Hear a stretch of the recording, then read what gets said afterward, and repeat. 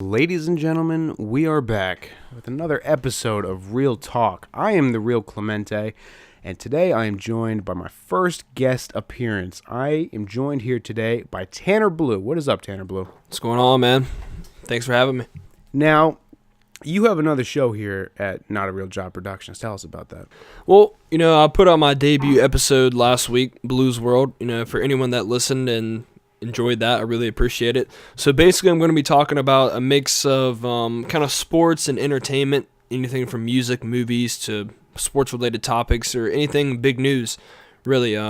So I'm really looking forward to that, and I hope everyone tunes in, friendly competition between me and you, so you can get the most views. Yeah, exactly. Well, I saw you got the most views on day one, so thanks a lot for that. It really demotivated me. I put out a fake drug ad so everyone would listen. He put out a fake drug ad. We'll get back to what that means. He talked about net neutrality and Disney buying Fox, and he ended it talking about Eminem and his latest album, Revival, which is what we're going to be discussing today because I've listened to that album 3 times. What about you? Yeah, I've listened to it about 3 full times before I started skipping around to my favorite tracks and stuff like that. Now, before we even mention that album, how long have you been listening to Eminem? Since I was a kid. Probably the first time I ever really listened to him was Marshall Mathers LP, the first one, around 2000. That's when I started listening to him when I was a kid. It wasn't supposed to be, but Yeah, I grew up listening to strictly rock and roll. I hated rap music, but I still listen to Eminem every once in a while. My buddy Jake up in Massachusetts actually put me on to Curtain Call back in 2008, and I was like, okay, Eminem's pretty serious. But yeah, I never really dabbled into it, but I always knew that he was super talented. And it wasn't until I really broke into the rap music, kind of following that I realized, hey, this guy's like the king. I mean, this guy's on the very tip top of the game. I mean, he's just dominating everything. What's your favorite album by Eminem?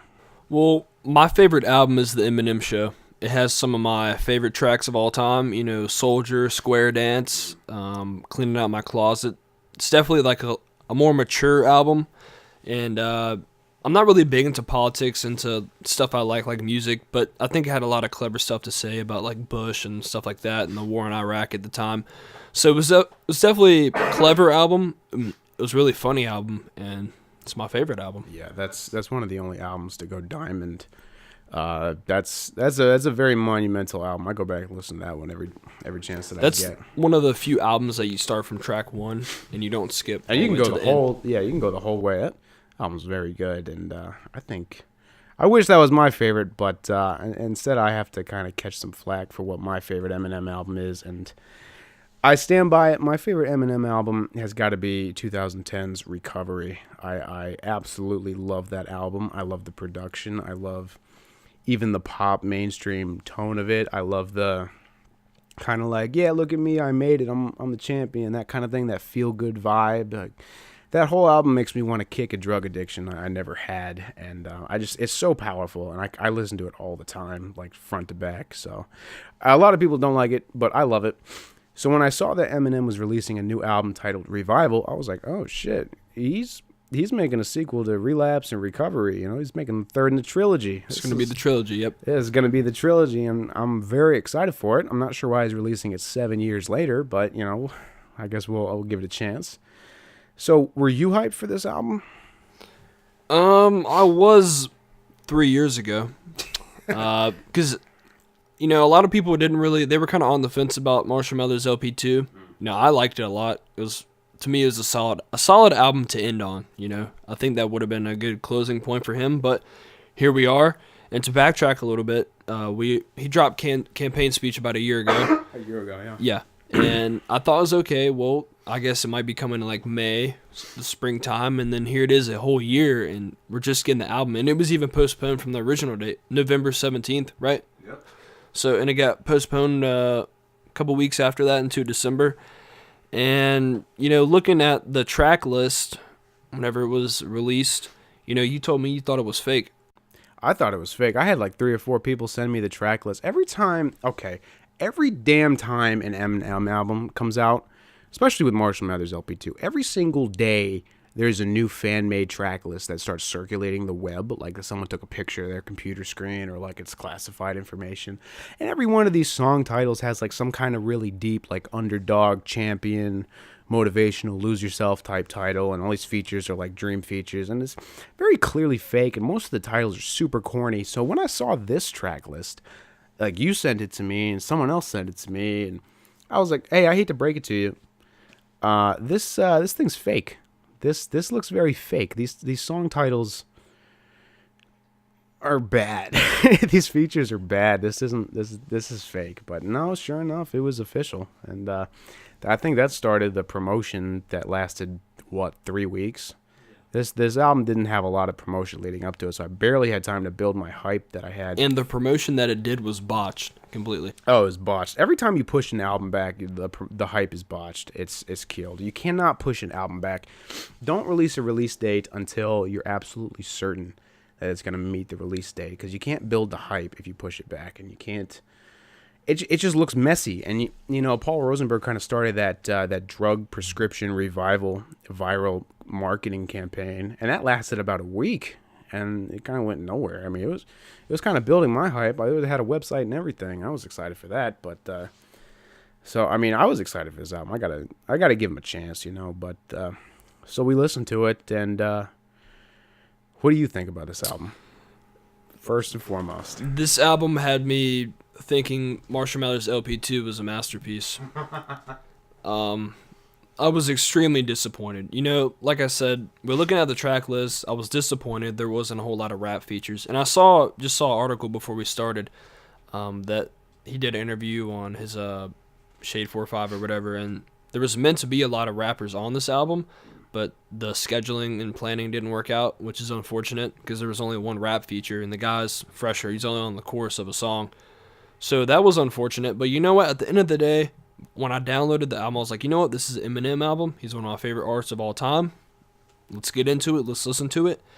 And at first, I was like, you know what? You know, I'm kind of feeling this a little bit. I like the Chloroseptic song. I like that type of trap beat. I think that's something you might want to hear from him in 2017. And then obviously we get into the Trump stuff, which we knew we were going to get. So that wasn't really that surprising to me.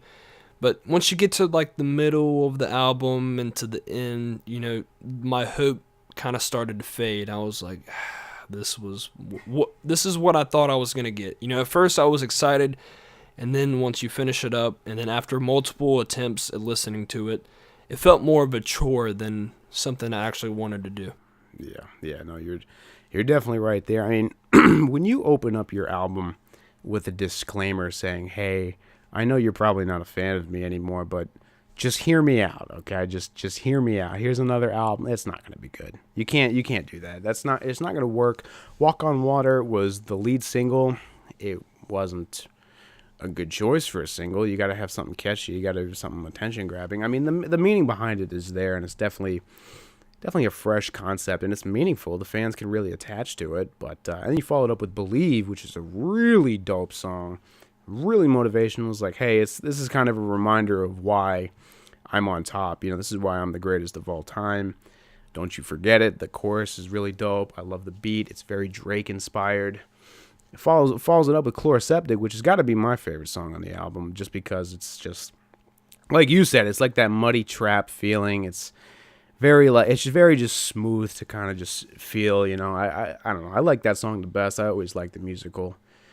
I always like the more the musical, the creativity side of rap artists that I don't really get to see that much. But after that, I mean, you get the second single, Untouchable, which, I mean, what did you think about that? That song about the white perspective versus the African American perspective. I like the subject matter, but not the song itself. It just didn't appeal to me. It just didn't sound good to my ears. Like the way the beginning of the first half of the song was kind of like, I just wasn't feeling it. The second half picked it up a little bit, but like I said, the subject matter was there, but the way he portrayed it, I just didn't enjoy it as much as other people would, I guess. Yeah, it didn't. The first half of it really didn't sound good. The hook with the Cheech and Chong sample, not a good choice. But that second verse, where it's like from the perspective of like an African American like victim of like police brutality. I mean, that was really dope. The bass line was great. I really like that. I go back and listen to that every once in a while. The next song was River featuring Ed Sheeran. What'd you think about that one?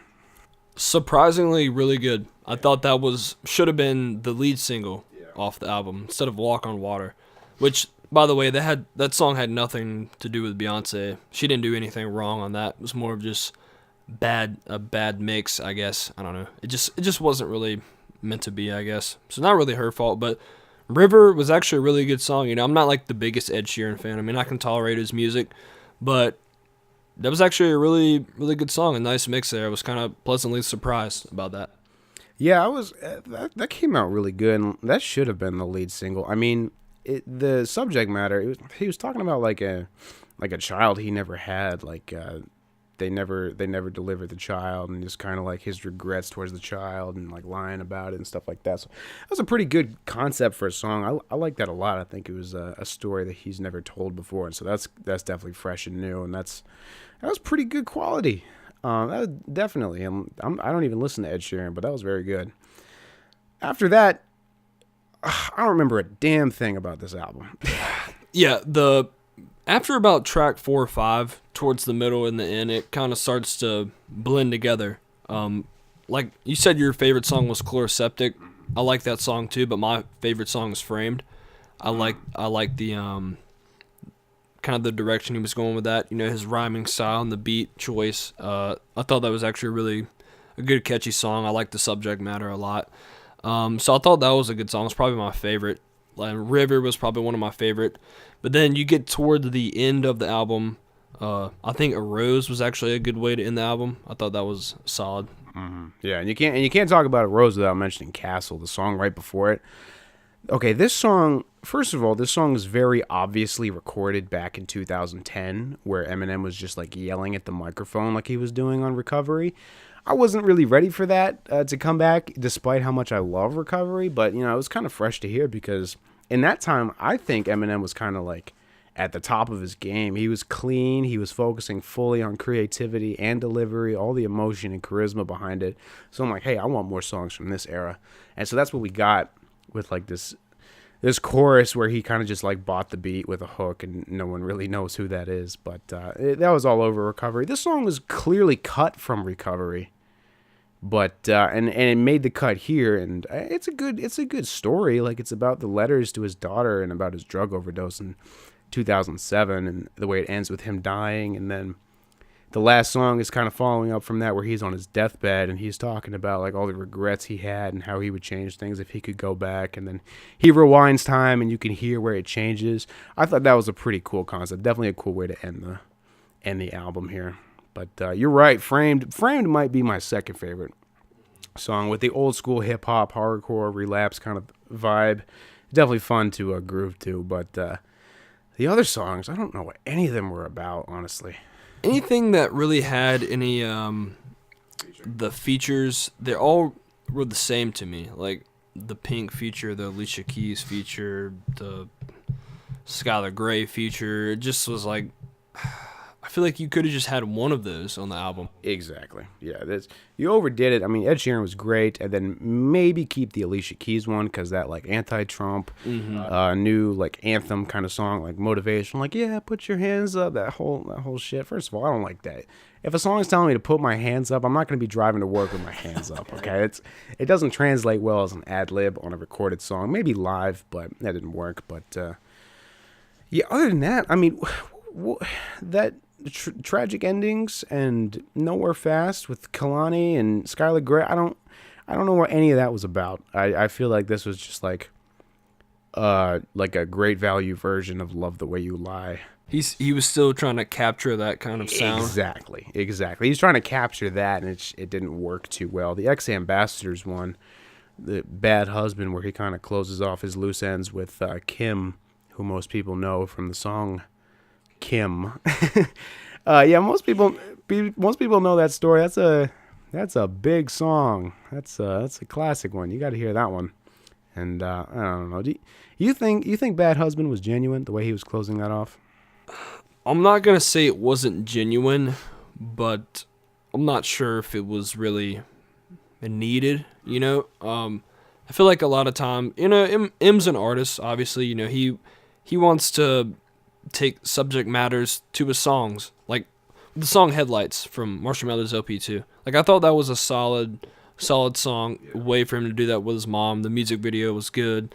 But I don't think I think that was kind of an attempt here to do the same thing, but it didn't come off as well to me. Yeah, it didn't have the impact. It didn't feel like he was rapping a blues ends there. And yeah, I mean, other than that, there was that song. There was the anti-Trump one. It's called "Like Home," and that is about it. What about the song "Heat"? You know, it's kind of like the Berserk type thing from LP2. I did not like that at all.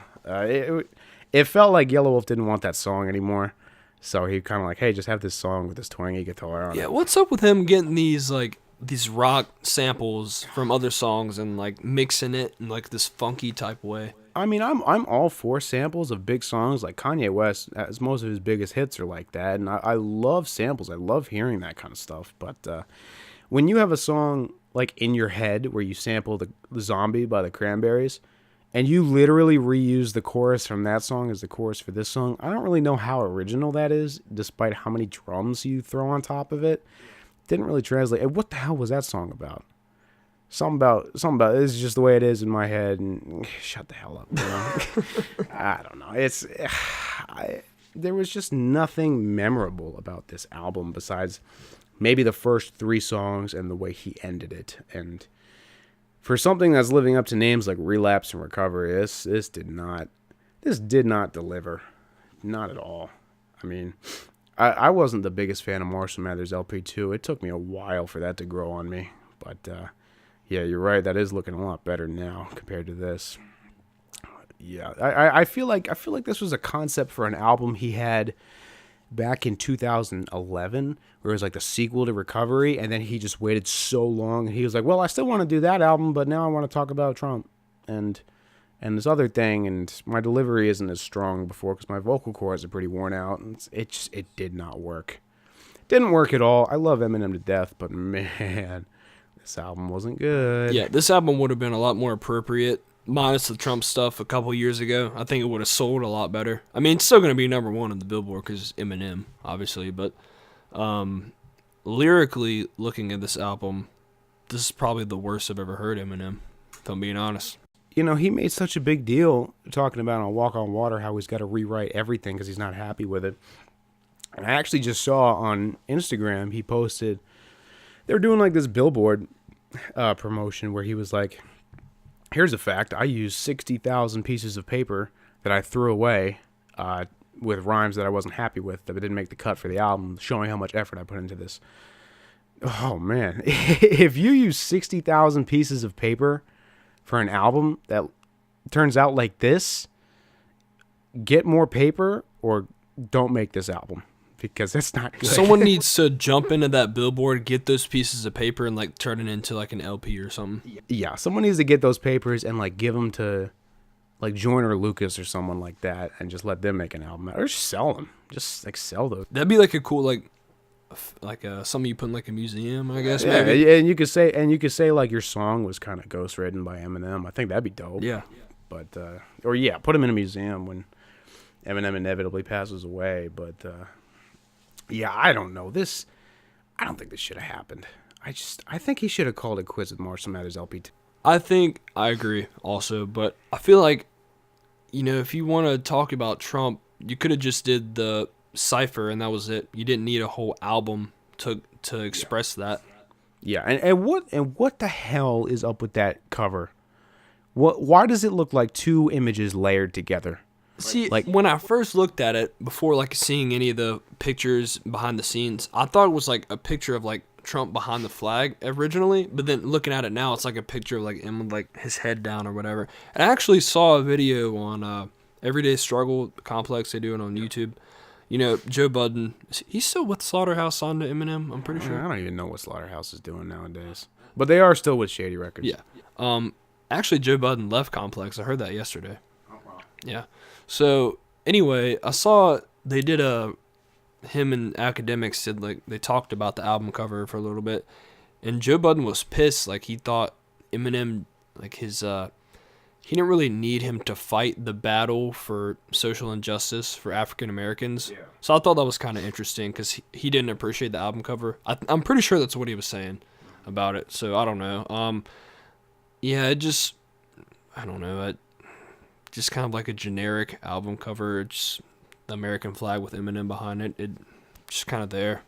Do you think that the whole social injustice topic with, you know, Untouchable and Like Home, like, do you think Eminem's taking this like as something that he genuinely wants to fight against, or do you think there's a part of him that says, hey, this is a hot topic right now, I need to get on top of it? I think it's a little bit of both, because obviously if you followed Eminem's career, he's obviously, for a white guy, he has a lot more African American friends than the typical white guy. I mean, growing up in Detroit and being from those type of neighborhoods, you know, he's obviously has a big connection, and I can appreciate him trying to do and speak on topics like that. But sometimes it feels a little forced, maybe, in my opinion.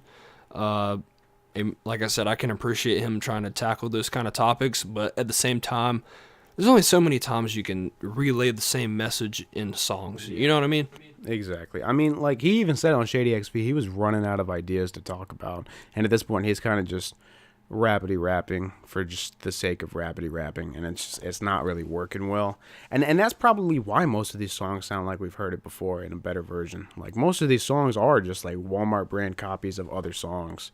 And it's super disappointing to say that, because, you know, Eminem is the favorite artist of a lot of people, you know, myself included, and maybe not number one favorite, but this guy's kind of been here, you know. Yeah, he's top 2 for me.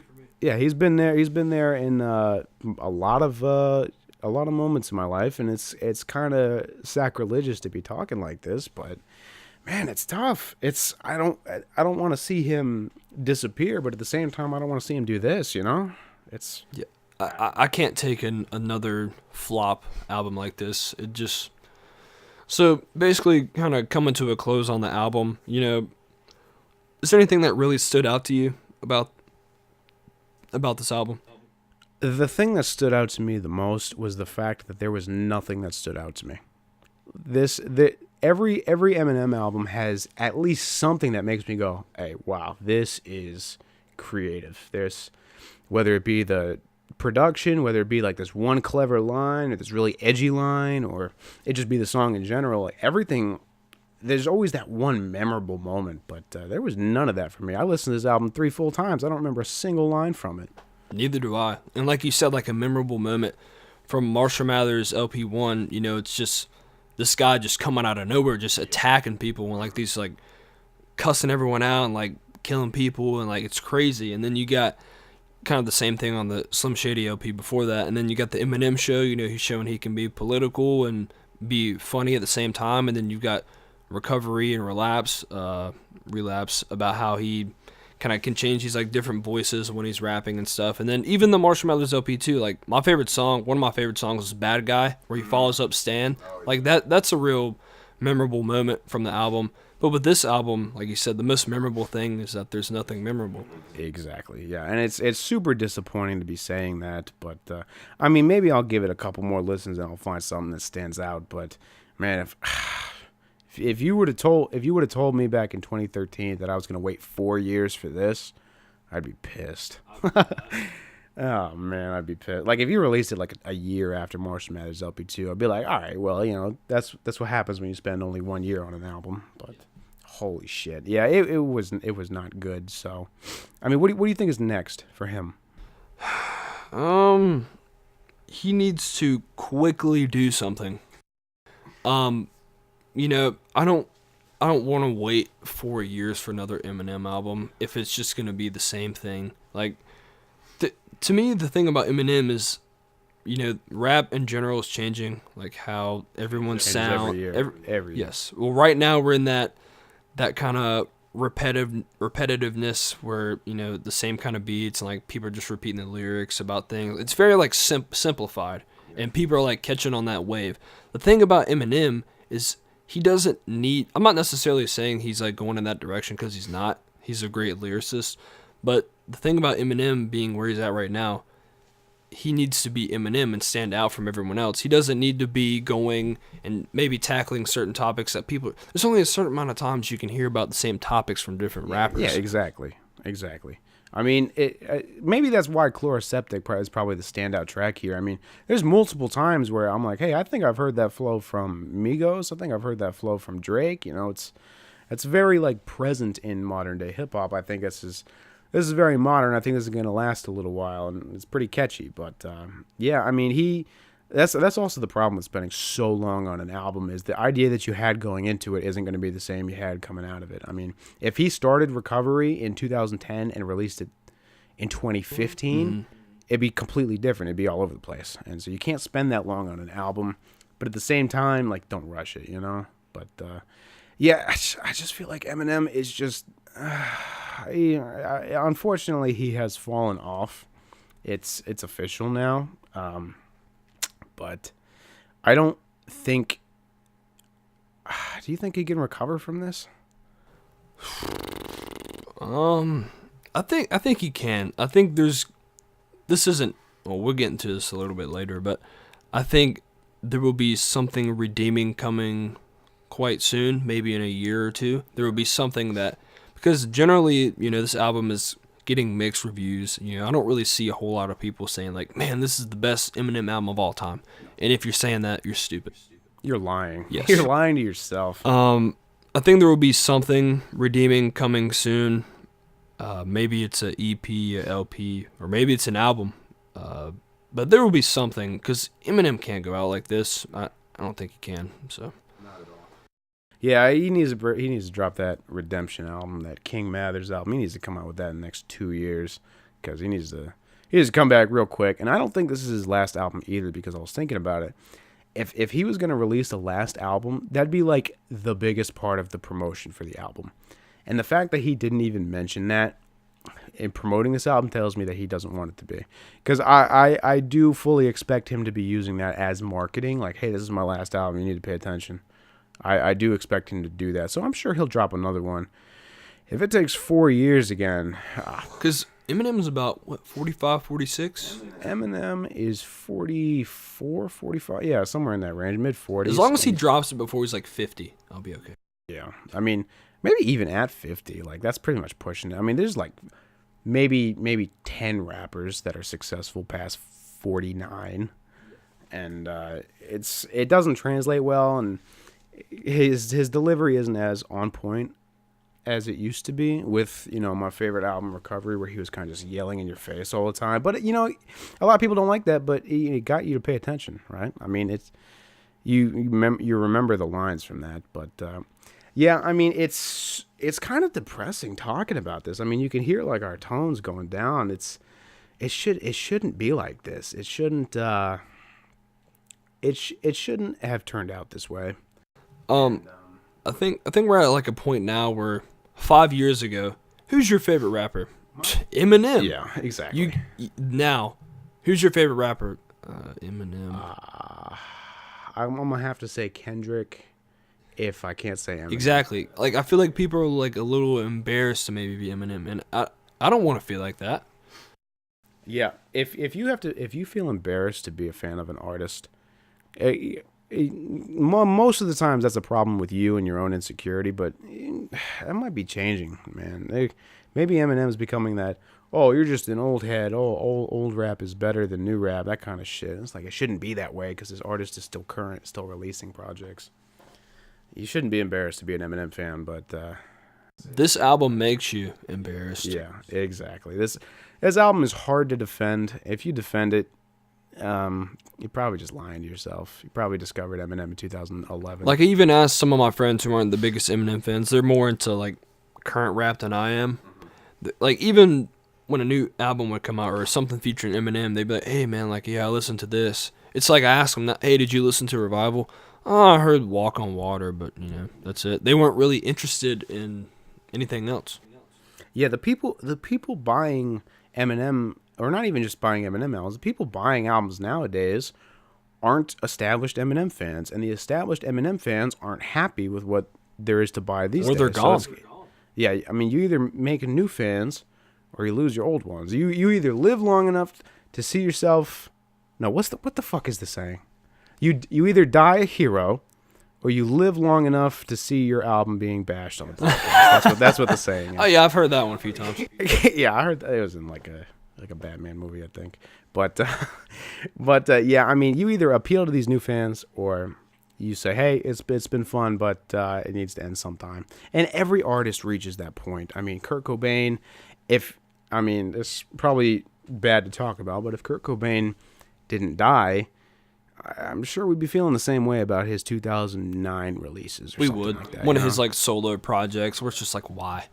It's like, oh man, this isn't like the golden days. Mm-hmm. So now most albums, when you listen to them, you don't like them at first, but then they grow on you, and like years from now, when you have other shit, you're like, hey, you know what? It wasn't that bad. It's that way for Marshall Mathers LP2 with me. You think it's gonna be that way with Revival? I think like if Eminem died tomorrow, this would be the holy grail of albums. People would be like, oh, did you see what he said in there? Like, he was talking about his death before he died or something like that. Yeah, they'd overanalyze the hell out of it. It'd be like Linkin Park, their last album all over again. Linkin Park released an album in May 2017 before Chester Bennington died. And after Chester Bennington passed away, the album sales just absolutely spiked, and everyone started respecting that album better, despite all the negative comments that they were getting.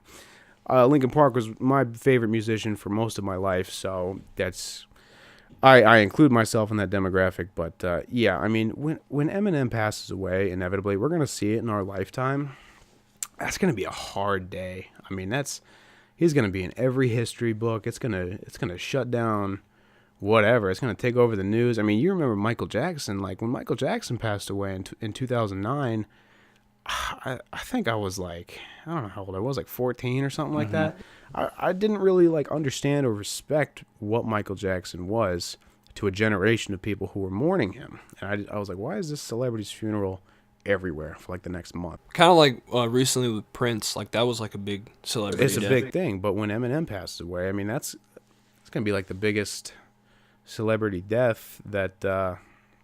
like this generation and the previous generation. It will surpass like the Tupac and Biggie of deaths. Oh, probably. Absolutely. It'll be like the most tuned into report of that year, whatever year that may be. Hopefully it's not soon because he's healthy now. He's not on drugs anymore. So kind of getting back to the album here, closing things up on that. If you had to grade this album from 1 to 10, what are you feeling about it? And a little bit of the pros and cons. Any kind of last words on it? If I gave Marshall Mathers LP2 a 6 out of 10, and that's probably my lowest rating for Eminem at that point, I'm going to have to give this one a 4, maybe 4.5, only because I think this album's only saving grace might be the little experimentation he does with some of the more creative tracks like Chloroseptic and Believe, but that'd be about it. What about you? I'd probably around that range of 4.5 to like a 5. There's nothing really memorable that, like, I'm not going to be like a month or two from now, like, you know what, I'm going to put on Revival. Like, it's just not going to happen, It's just, there's a couple good things in there, but mostly bad, It sucks to see Eminem at this point kind of struggling to put out a solid album. So really it's about a 4.5 to a 5 for me. It's not going to be something I go back and listen to like I do with the other classic albums. So, is this the worst Eminem album? Yes. Yes. Yeah. No, up until this point, Encore has been the worst Eminem album. Encore's got a lot of duds on it, but especially now it's got more memorable songs than this one does. Mm-hmm. I like Mosh a lot. I really do like Mosh. That was a very anti-president song. It came out really well. And you've got Mockingbird, which is a fan favorite. Mockingbird, one of the most famous ones. Just Lose It and Puke and Big Weenie. And Shake That. But yeah, I mean, this is definitely the worst album he's done so far. But isn't it crazy you can already say that? It's been out like a couple days. It hasn't been a week. It's been 6 days. Like, I feel like with other albums, like, even if you thought, like, you know what, Marshall Mathers LP2 was, like, awful. Like, say you hated the album. At least there was, like, a couple years now, like, you can look back on it, like, you know what, there was a couple good songs on there. I feel like with this album, like, the most you can look back is, like, the Ed Sheeran feature, maybe. Like, that's it. Maybe, yeah. They got to make a music video out of that quick, or else that's gonna die. Yeah. Like next month. So yeah, that's Like we said, that should have been the lead. that should have been the lead. There's no music videos for this album yet. There's no hype for this outside of core Eminem fans. That's why the first week sales are so low. But Were there any features that you thought, like, obviously we thought 2 Chainz was going to be on it, but I guess it didn't work out. Was there any features that you thought should have been on, other than Kendrick? Because, everyone says Kendrick should be on every album. yeah, I didn't like Kendrick on Marshall Mathers LP 2, but I don't want rap features on an Eminem album. I really don't. I came to an Eminem album to listen to Eminem. And any one of the classic albums like Marshall Mathers LP or Eminem Show or Slim Shady LP, which I haven't listened to that much, but I think has features. Any song with a rap feature on it is actually the song that I skip. I'm just here to listen to Eminem all the way through. So I don't want any rap features. I mean, the little kid in me says, put my favorite rapper on there, but no, I don't want that to happen. Yeah, I think, put Tech on, but then you look put back Tech 9 on that album. I'm so glad he didn't. Yeah, something like that. So, obviously we're not too keen on this album.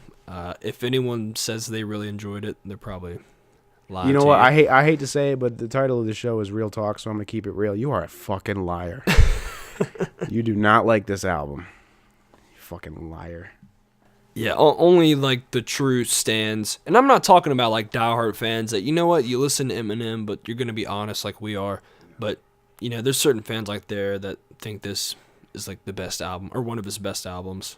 Now, I was in a discussion the other day. Actually, it wasn't even about this album, but a term that people throw around is fake fans. Now, like if a lot of people, like if people hear us bashing this album, they'd call us fake fans. The way I see it, if I see someone blindly defending an album that is objectively not that good, I consider that a fake fan. I agree. Yeah, I just think like, and you know what? Maybe you do like this album, and don't let us shit on what you like. If you do genuinely like this album, let me know. Get in contact with me and call me an asshole. It doesn't matter. But there are going to be people who genuinely like this album, and that's fine. But if don't blindly defend this just because it's Eminem. I mean, it took a lot to say these bad things about someone we respect so much, but it had to be said. Real talk, That's right. It's the name of the show. That is the name of the show. But that about wraps it up here. I mean, there's not much to be said. Revival sucks, but Eminem doesn't. Let's set the record straight. Eminem does not suck. Just everything he does today sucks. I'm sorry, Eminem. So where do you think he goes from here? What's his next move? I think his next move is defending this album in the press for the next 3 months. And then admitting it was bad when the next album rolls around.